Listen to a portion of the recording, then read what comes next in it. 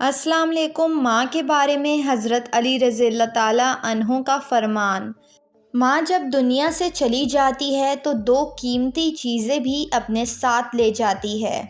گود سے گوڑ تک ہر بات سکھاتی ہے ماں، ہر روز ایک نیا لفظ بتاتی ہے ماں۔ زندگی کے سفر میں، گردشوں کی دھوپ میں، جب کوئی سایہ نہیں ملتا تو یاد آتی ہے ماں۔ پہلی قیمتی چیز: ماں جب دنیا سے چلی جاتی ہے تو سب سے پہلے اپنے ساتھ اپنی دعائیں لے جاتی ہے۔ حضرت موسیٰ کوہ طور پر اللہ تعالیٰ سے راز و نیاز کی باتیں کرنے جایا کرتے تھے۔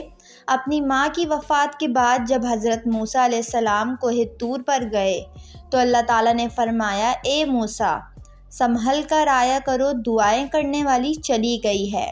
دوسری قیمتی چیز: ماں اپنی محبت کا شفقت بھرا سایہ بھی اپنے ساتھ لے جاتی ہے۔